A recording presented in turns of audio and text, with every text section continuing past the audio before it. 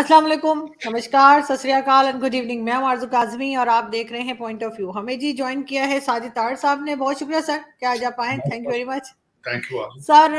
वैसे तो कई और न्यूज़ भी है, लेकिन सबसे बड़ी खबर चंद्रयान 3 जो है वो लैंड करने वाले हैं। जब हमारी ये वीडियो लगेगी उसके कुछ घंटों के बाद ही जो है वो बताया जा रहा है कि होपफुली सक्सेसफुली जो है इनका ये चंद्रयान 3 जो है उसका कंप्लीट हो जाएगा, वो लैंड कर जाएगा। क्या कहते हैं आप? सबकी नजरें भारत की तरफ है। मैं समझता हूँ बहुत बड़ी अचीवमेंट, बहुत बड़ी अचीवमेंट है। और वो मून के, चांद के उस साउथ पोल पे लैंड करेंगे जहां आज तक पहले कोई चीज लैंड नहीं। और इसकी इंपॉर्टेंस और बढ़ गई है कि रशियन लूनर 3 जो है वो कल उनका वो जो है वो नाकाम हुआ है। उसके बाद इंपॉर्टेंस बढ़ी, सारी दुनिया की नजरें इस वक्त जो है भारत के चंद्रयान 3 पर है। मैं समझता हूँ बहुत बड़ी अचीवमेंट है। बल्कि यहाँ पे तो चंद्रयान 3 यहाँ भी चढ़ने वाला है, अमेरिका के अंदर भी। आरजू कल यहाँ रिपब्लिकन डिबेट हो रही है और जिस तरीके से हमारे वो विवेक रामास्वामी जो है वो भी चंद्रयान 3 बन चुके हैं इस वक्त। वो अपने हमारे जो फ्लोरिडा के गवर्नर के बिल्कुल आसपास है, नंबर उनके बहुत ऊपर आ रहे हैं। हैरानगी वाली बात है कि आज से महीना 2 महीने पहले किसी को कोई पता नहीं थे कि ये विवेक रामास्वामी क्या चीज है। और he has reason so big matter of fact. और उनकी बातें सुनने वाली, उनके ट्वीट देखने वाले, इज गेटिंग वेरी पॉपुलर। मैं समझता हूँ मुबारकबाद के हक बनता है चंद्रयान 3 के ऊपर भी। और खासकर यहाँ पे जिस तरीके से भारतीय इन्फ्लुएंस और जो सेकंड जनरेशन भारतीय अचीवमेंट उसकी अगर देखी जाए तो अमेजिंग, अमेजिंग, अनबिलीवेबल। और मैं समझता हूँ कि भारत विल बी और जो इसमें सबसे जो टेक्निकल बात जो बताने वाली है कि दुनिया में पहली दफा इतने कम कीमत के ऊपर चांद कर और स्पेस के अंदर जो अचीवमेंट्स हैं भारत की, that is remarkable, that is remarkable. जितने कम खर्चे के ऊपर ये सारा कुछ किया जा रहा है, इसके पीछे अगर देखा जाए तो स्वाय नेशनलिज्म के और कुछ भी नहीं है। जब आप प्राइड हो आपके अंदर कि हमने अपने मुल्क का झंडा वहां लहराना है, हमने अचीव ये करना है, तब चीजें होती हैं।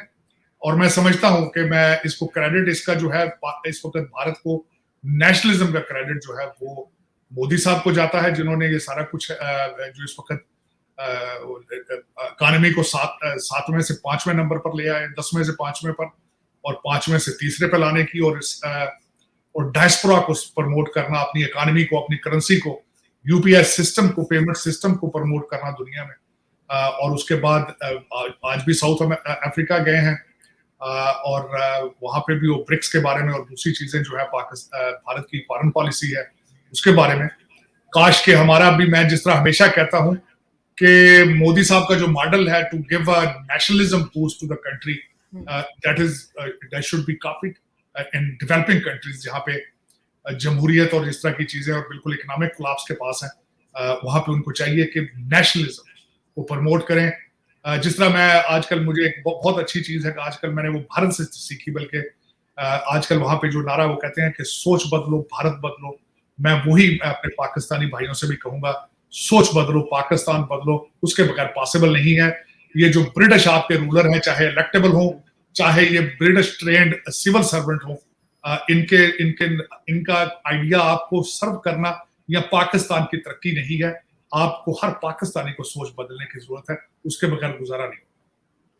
बिल्कुल ऐसा ही सर। बल्कि एक चेंज, जो अच्छा चेंज मैं कहूंगी देखा, वो ये कि फवाद चौधरी साहब ने ट्वीट किया और उन्होंने कहा कि पाकिस्तान के टीवी चैनल्स को लाइव कवरेज देनी चाहिए चंद्रयान 3 की। जब हो रहा हो कि जी अब लैंड करने वाला है, तो उस तरह से लाइव कवरेज होनी चाहिए। मुबारकबाद उन्होंने भारत को दी है, जो कि एक बहुत अच्छा खुशगवार चेंज है।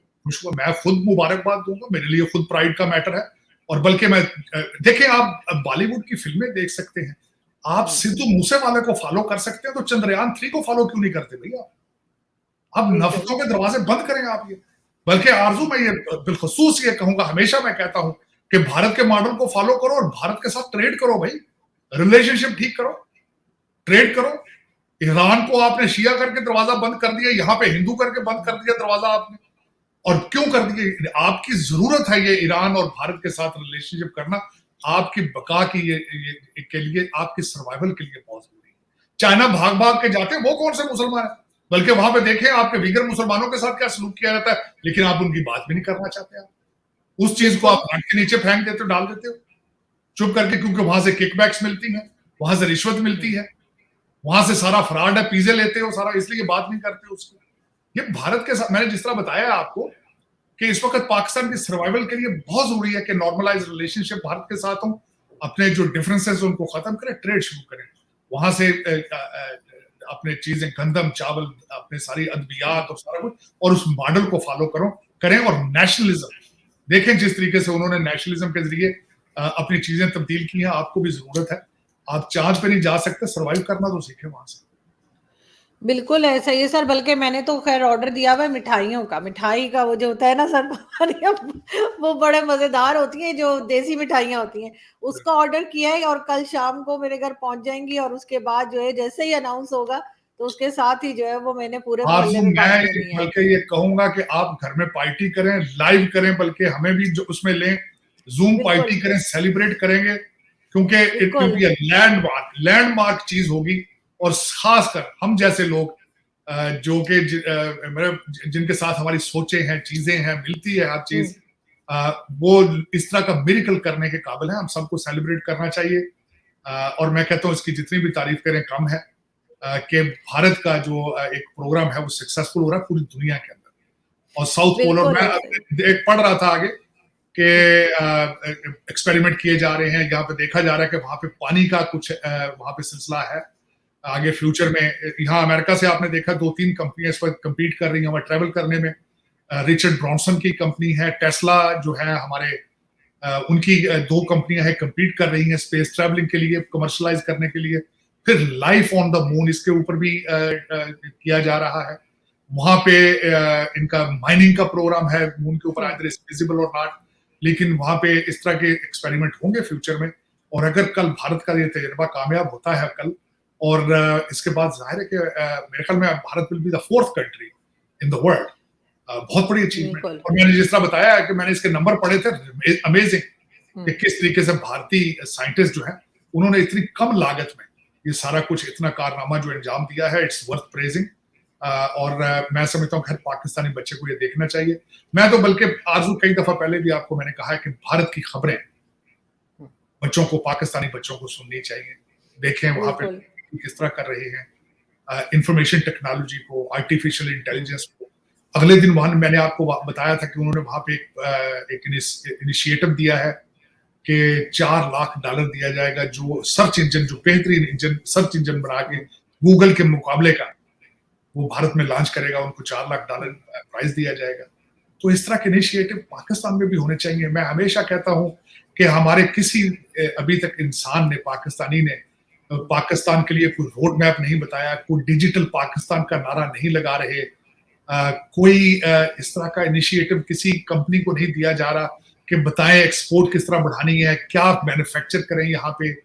कुछ भी नहीं है। मैं यही अफसोस करता रहता हूँ हमेशा।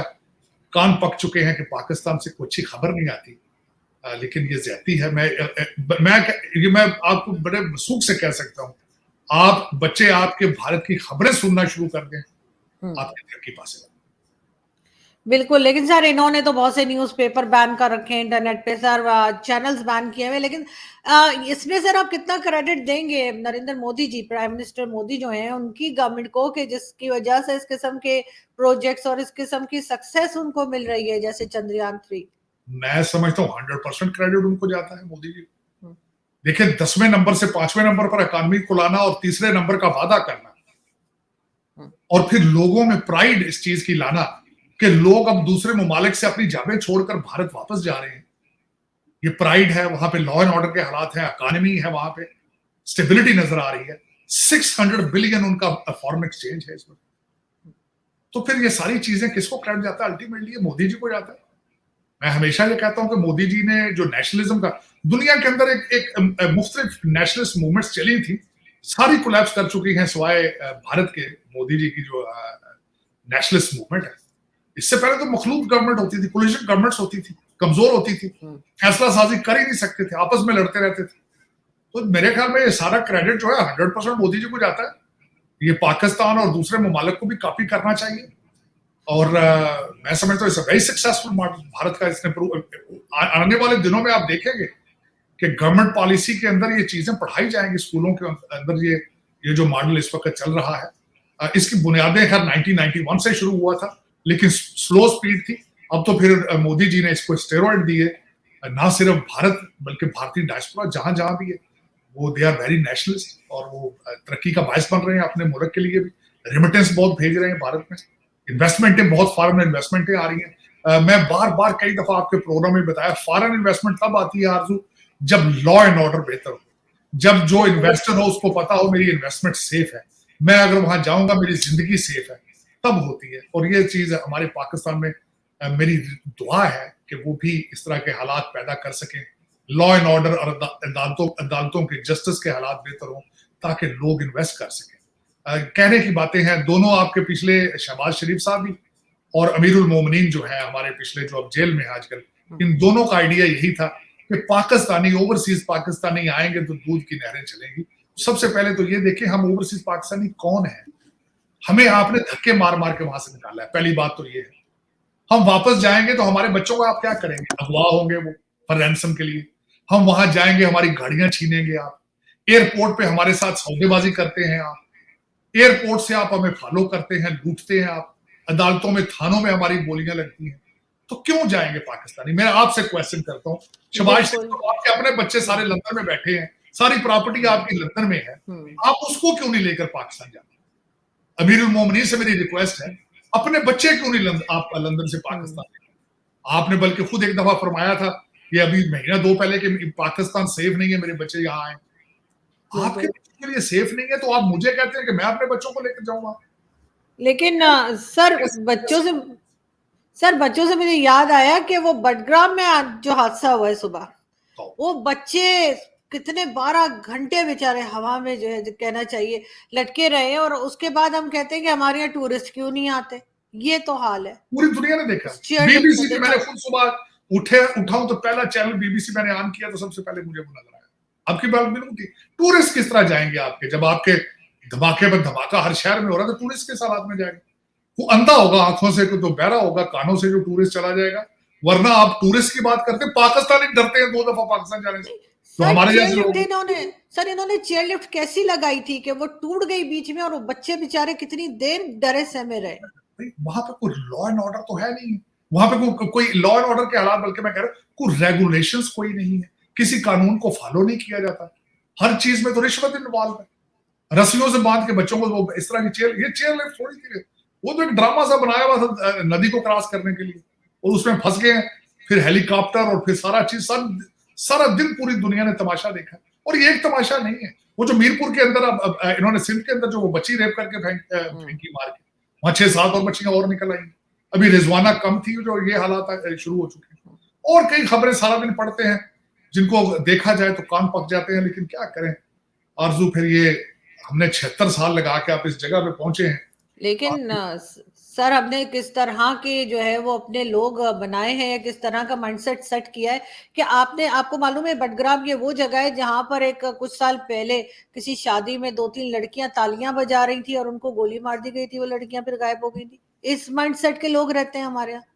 बिल्कुल नहीं तो अगले दिन जो चर्चों को 6 चर्च जला के रख दिए, उनका माइंडसेट देखें।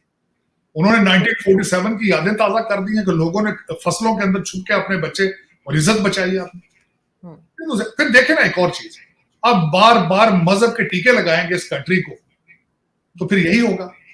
सब आप देखें, ज़ियाउल हक साहब ने जिहाद शुरू किया पैसों के लिए, डॉलर के लिए, आपने बहुत डॉलर बनाए। अब रिसेंटली आप अमर बिल मारूफ है हर चीज का, आप नए पाकिस्तान को चेंज करके रियासत मदीना कर लिया आपने कहा कि हज उम्रे पे ना जाओ, मेरे पीटीआई के लिए काम करो, तो फिर यही होगा ना ये। क्योंकि आप बार बार इस मुल्क को मजहब के टीके, तालिबानाइजेशन के टीके लगा रहे हैं, तो फिर वहां यही होगा जो हो रहा है, यही हो रहा है। और माइनॉरिटी है नहीं है वहां पे, आपको इतना नहीं पता कि दूसरे मजाहिब के लोगों से मिलकर रहना किस तरह है, ये आपको पता नहीं।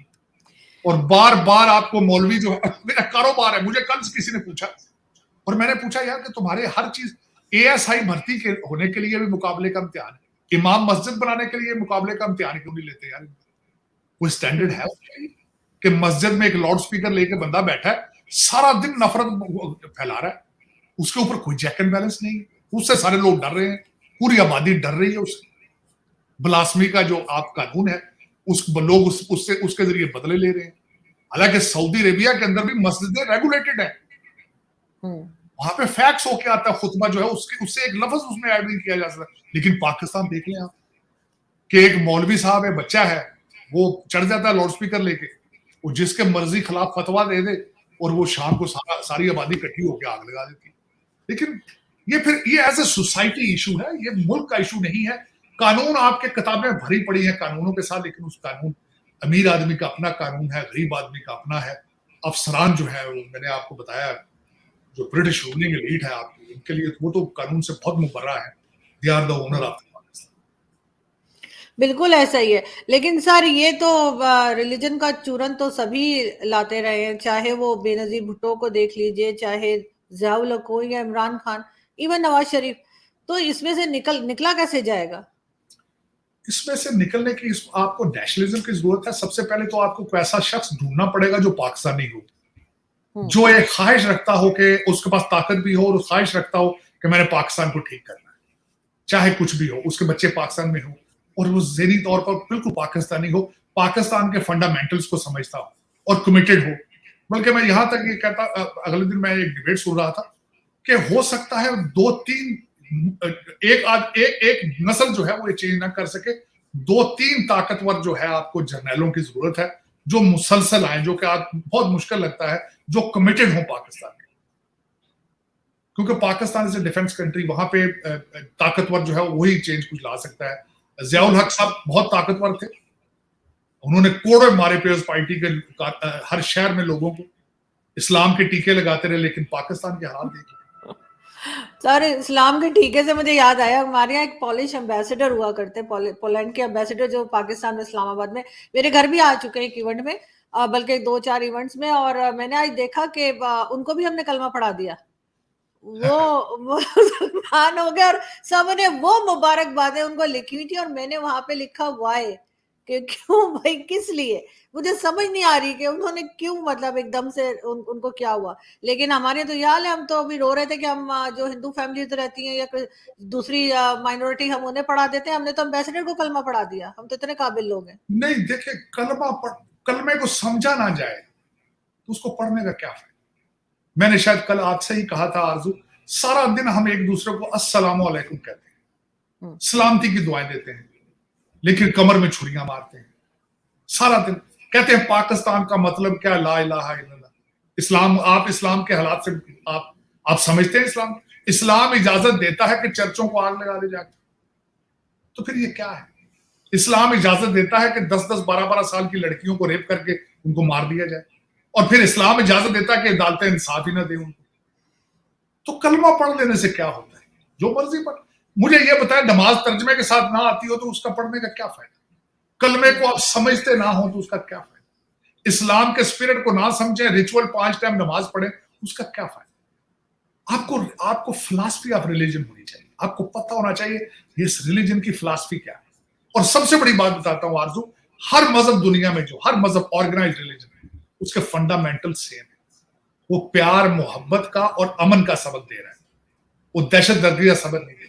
लेकिन सर मुझे समझ नहीं आती, अपने ही रिलीजन में रह के लोग अच्छा काम क्यों नहीं कर सकते? उसके लिए कोई दूसरा रिलीजन लेना क्यों जरूरी है? क्या जरूरत थी उनको मुसलमान होने की? मैं यही तो कह रहा हूं ना, अब अपने मजहब को समझे तो वो मजहब वो भी अच्छा होगा। क्रिश्चियन होंगे पहले, वो क्रिश्चियनिटी, अपने रिलीजन को समझे पहले। यही इशू है, अपने मजहब को समझते नहीं है तो फिर उनको दूसरे रिलीजन को अट्रैक्ट करता है, कोई चीजें उन्हें अच्छी लग गई तो उन्होंने वो कर लिया। मेरी तो अभी भी ये दुआ है कि अगर इस मुसलमान हुए हैं तो उसको पूरे तरीके से फिलॉसफी समझें, रिचुअल पे ना फोकस करें, कुरान इंग्लिश के साथ पढ़ें, इस्लाम की फिलॉसफी को समझने की कोशिश करें। इस्लाम का मतलब अमन है, पीस है। और उन्होंने बड़े मजे में उन्होंने फेसबुक पे लिखा है कि अल्लाह जिसे हिदायत दे, तो मैंने कहा है इनको ये किसने कहा कि बाकियों को अल्लाह ने हिदायत नहीं दी है, बस इन्हीं को दी है। तो वो बस उनको जो सिखाया होगा, किसी पाकिस्तानी ने पट्टी पढ़ाई होगी, तो जो सिखाया बेचारे उसी तरीके से बात कर रहे हैं। लेकिन बहरहाल देखते हैं सर कि कल क्या हंगामा रहता है चंद्रयान का, और उस पे यकीनन भारत को मुबारकबाद हम देंगे। और अगर आप कह रहे हैं तो बिल्कुल हम तो लाइव शो करने जा रहे हैं सर, कल मैं खुद आऊंगा, वी शुड सेलिब्रेट। बिल्कुल सर, 6:30 पे सर मैं आपको इंडिया के 6:30 पे मैं आपको लिंक भेज दूंगी। ठीक हो, ठीक है, लवली, बस दुआ ठीक है, करते हैं, दुआ ओके, करते हैं, खैर, थैंक यू। बिल्कुल sir, thank you so much, thank you.